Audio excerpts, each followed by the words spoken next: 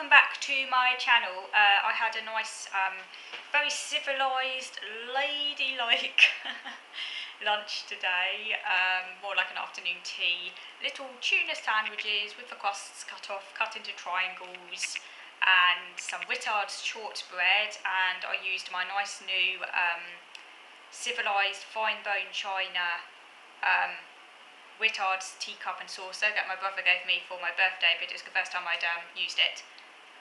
So that was very nice, with Wittard's breakfast tea in my nice dragonfly and butterfly teapot. Not completely ladylike, because I do eat in a rather slovenly way off of my elbows on the table. So it's half ladylike, but not completely ladylike. But it was nice to get the teaware out. Okay, so in this video, I wanted to cover something actually that happened the other day. Some things some people have said about autism and my feelings about it. So the other day, I attended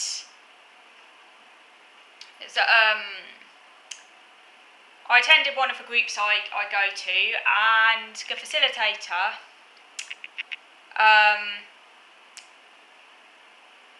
fun enough, the same one who irritated me last time, and I did a video about that when she didn't seem to understand my anxiety and other things.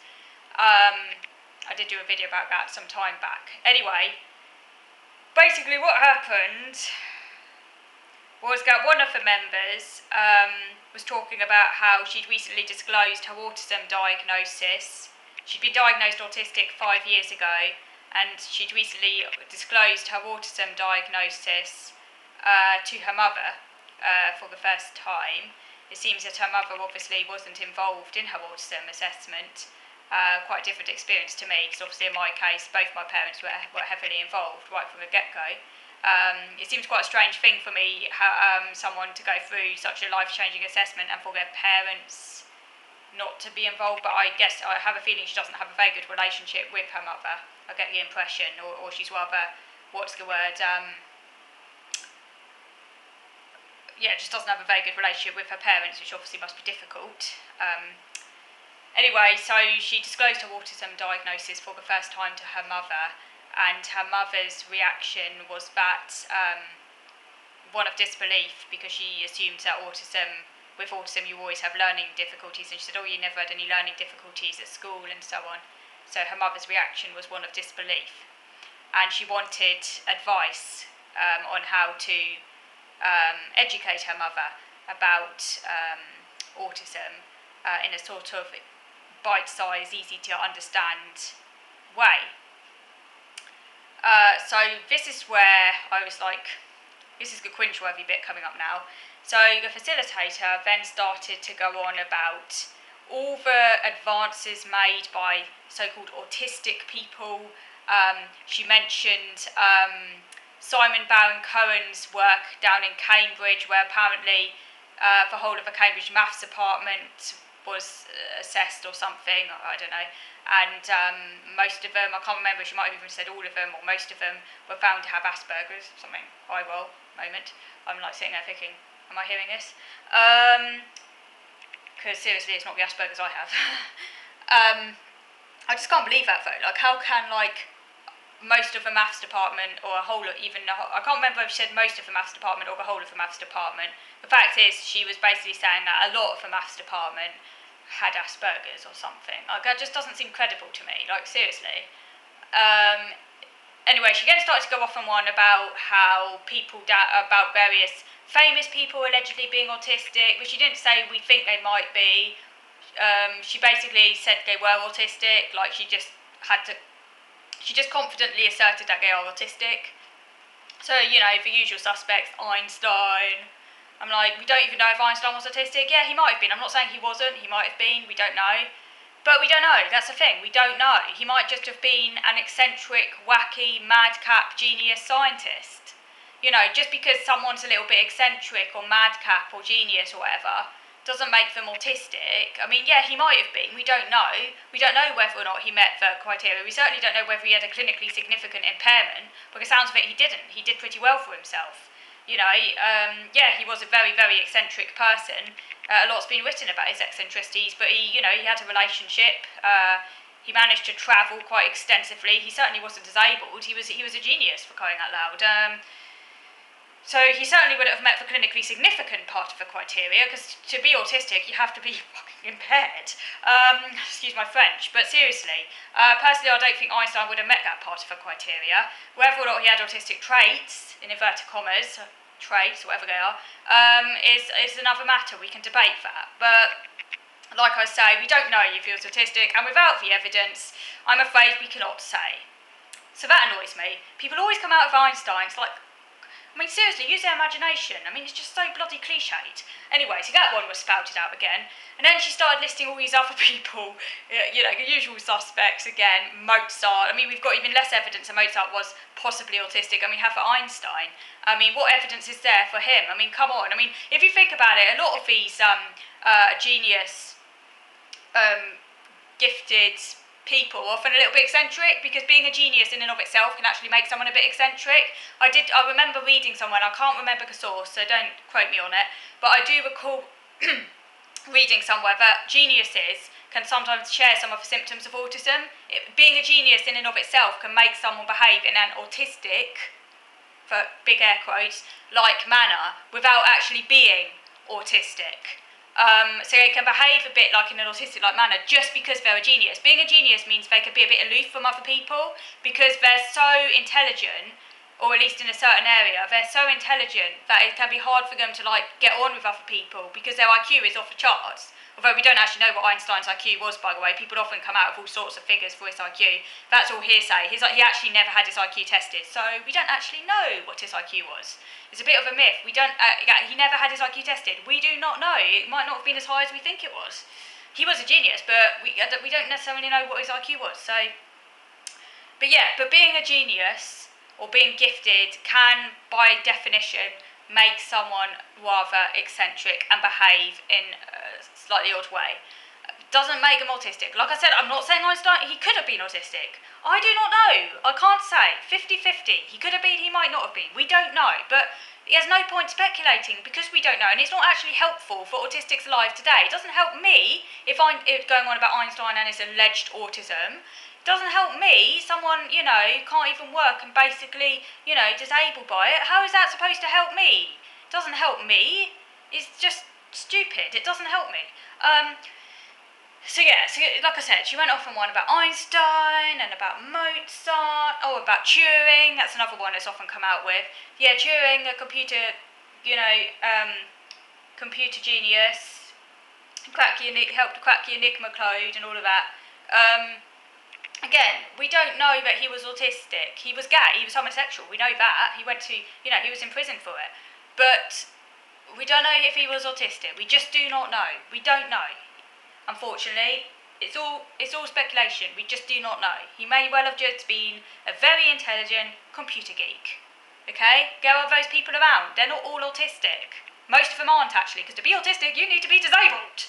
That's really important. If you're not disabled, in my mind, I'm going to say this quite frank, if you're not disabled, you're not autistic.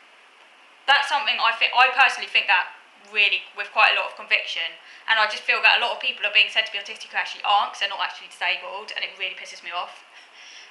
Because a lot of people are just eccentric. Just because someone's a bit eccentric and is a bit socially quirky and might have a very strong interest or be even a genius in a particular area does not make them autistic. So she listed all these people, and it's so cliched, so tired, so worn, so hackneyed. All of this, the usual suspects. They always come out with the same old, tired trope of people. By the way, most autistics in history we don't know about because most of them ended up in workhouses or worse.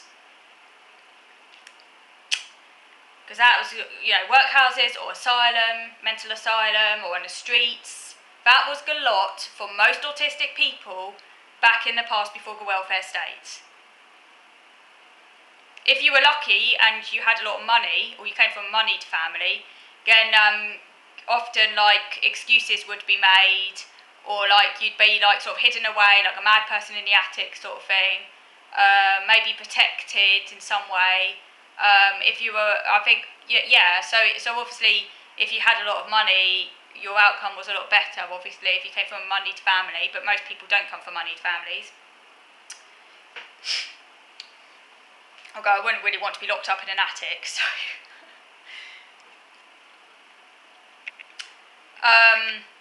So yeah, that really annoyed me. It was late in the evening. Well, not too late actually, but late by my standards, and I was feeling a bit tired, and I really didn't have the energy to argue, and also it wasn't really a good time or a place, because if this was a personal session with her, I would jolly well have told her she was wrong. But it wasn't a good time or place to do that, because this was a group, so I just kept my mouth shut. But inside I was like, am I hearing this? Oh my god, what am I hearing here? Yeah, so she went on about the great advances autistics have made, and she was going on about this to basically to help for young women, to give her something to tell her mum about how being autistic doesn't mean you struggle with learning and stuff. But instead of just saying, she could have just simply said that all autistics are different and some have learning challenges and some don't struggle so much with learning or something like that. She could have just explained it like that. She didn't have to come out of his roll call of like geniuses and stuff. That was just so totally uncalled for.